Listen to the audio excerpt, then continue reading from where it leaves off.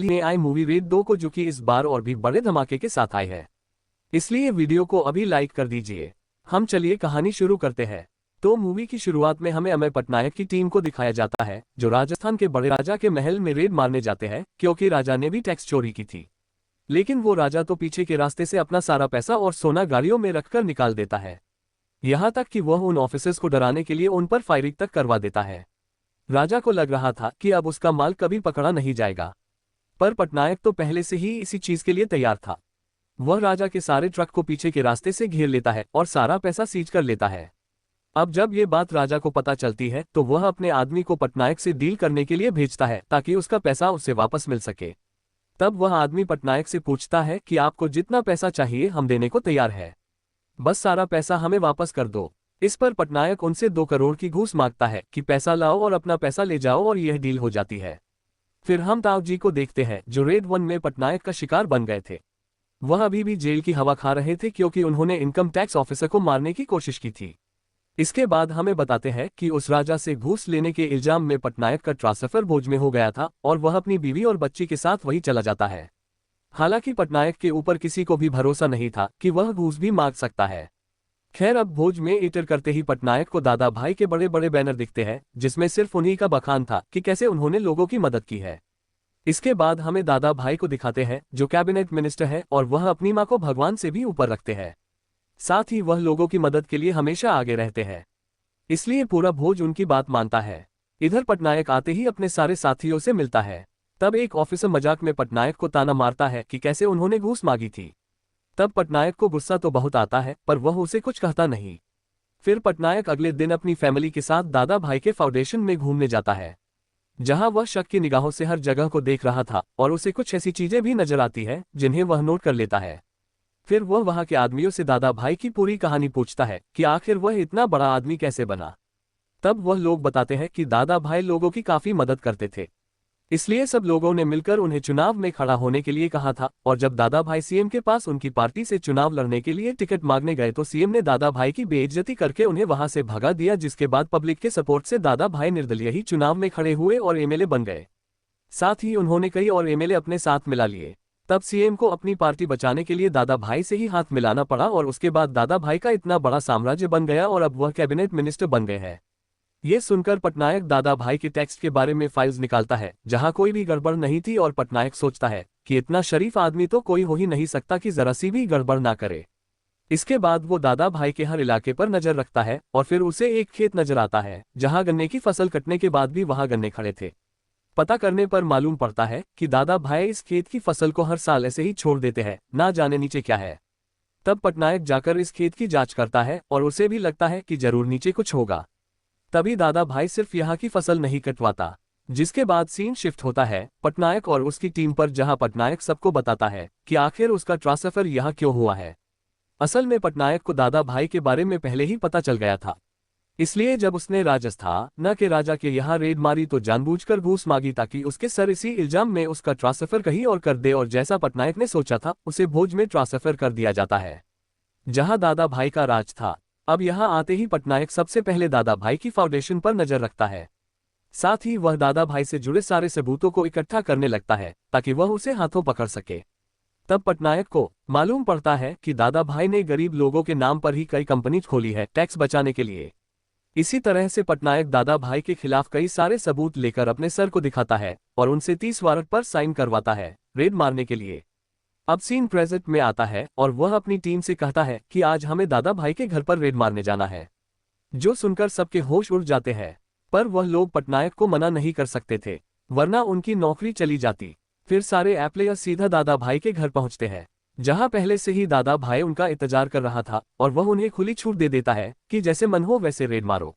अब ये लोग रेड तो शुरू करते हैं, पर इन्हें कहीं से भी कुछ नहीं मिलता, जिसके बाद ये लोग सीधा दादा भाई की फाउंडेशन में जाते हैं। पर यहाँ भी सब चीज एकदम क्लियर थी। हालांकि दादा भाई पर उंगली उठाने के लिए अब वहां की भीड़ सारे ऑफिसर को मारना चाहती थी, पर दादा भाई आकर उन्हें रोक देते हैं, और पटनायक से बताते हैं कि जब से तुम यहाँ आए हो तब से हमारी भी तुम पर नजर है, इसलिए तुम्हारे आने से पहले सब कुछ यहाँ से गायब कर दिया गया था।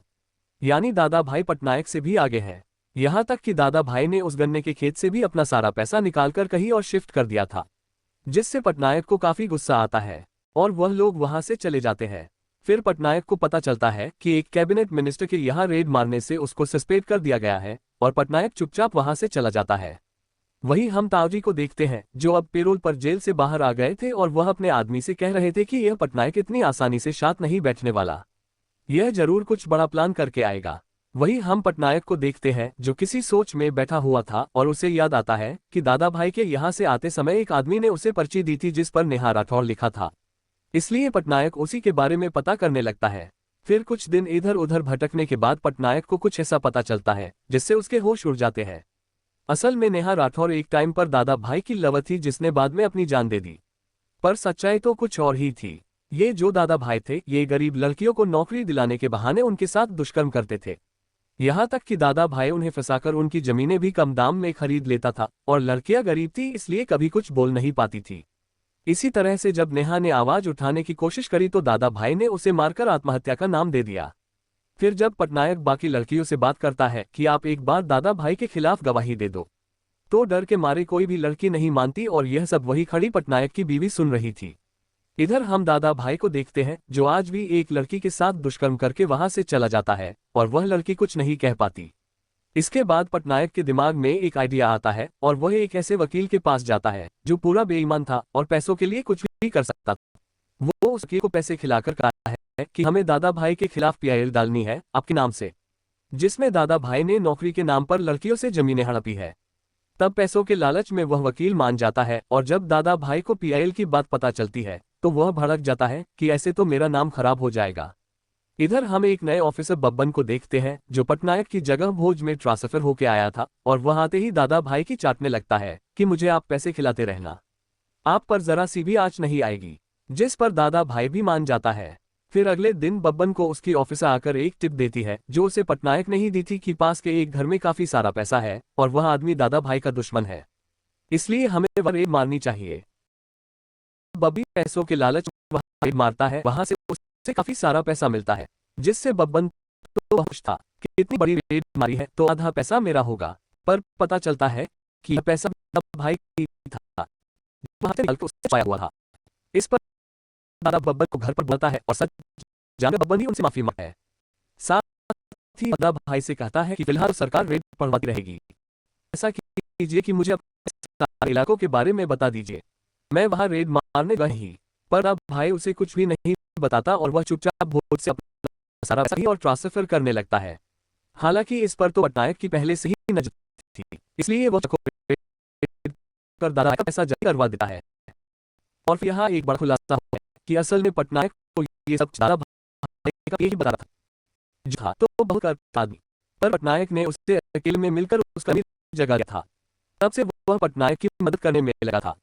हालांकि जब ये बात दादा भाई को पता चलती है तो वो को होता है और फिर उसे शिफ्ट करवा देता है। इधर पटनायक भी उन लड़कियों से जाकर मिलती है दादा भाई ने शोषण किया था और वो लगा है कि भाई के खिलाफ आवाज उठाओ। वही दादा भाई ने आज उस वकील को भी 5 करोड़ देकर खरीद लिया था ताकि वह पीआईएल को खत्म करे। तब वह वकील मान जाता है। अब कोर्ट आता है जहां दादा भाई लग रहा था कि यह वकील तो मेरी साइड से ही बोले, लेकिन यहाँ तो उल्ट जाता है। वकील आते ही सीधा दादा भाई की एक ऑर्डर सुनाता है, वह वकील को 5 करोड़ पीआईएल खत्म करने के लिए कह रहा था। साथ ही वकील दादा भाई के ऊपर सारे इल्जाम लगा देते को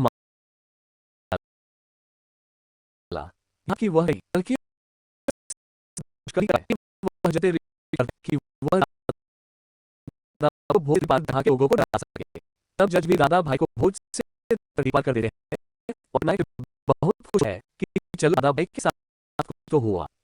यहाँ हमें ये भी पता चलता है पटनायक ने को आगाह रखा कि दादा भाई उसे खरीदने की कोशिश करेगा, इसलिए वकील पहले से ही तैयार था। हालांकि दादा भाई तो बैठने वालों में से नहीं था, वह अपनी सारी ताकत लगवाकर अपने तर्री पर हटवा लेता है। वही आज अपने मिला और सबूत दिखाकर कहता है कि मैं दादा भाई के 500 करोड़ की रेड मारा, इसलिए मेरे ऊपर से सस्पेंशन हटा दीजिए और अगर ऐसा नहीं कर पाया तो फिर कभी रेड मारने नहीं जाऊंगा। ये सुनकर उसके हेड पटनायक को उसकी पोस्ट दे देते। फिर पटनायक सीधा हो जाता है और यहाँ एक और सीक्रेट रिवील होता है।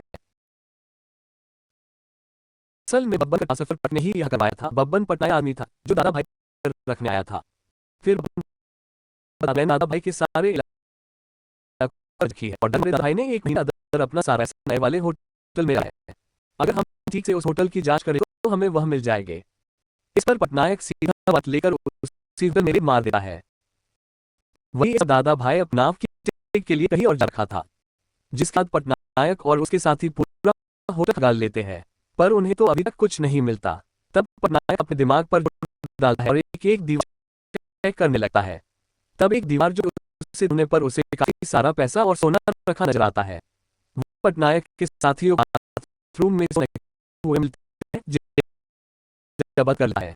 हालांकि जैसे ये रेड वाली दादा भाई को पता चलती है तो वह सीधा होटल जाते सीएम को फोन करता है ताकि वह रेड रोक सके, लेकिन सीएम तो साफ मना कर देता है कि यह सिटर का मामला है, जिस पर दादा भाई पीएम को फोन कर देता है, लेकिन भी उसका फोन उठाते क्योंकि ऐसे उनका नाम भी खराब हो सकता था।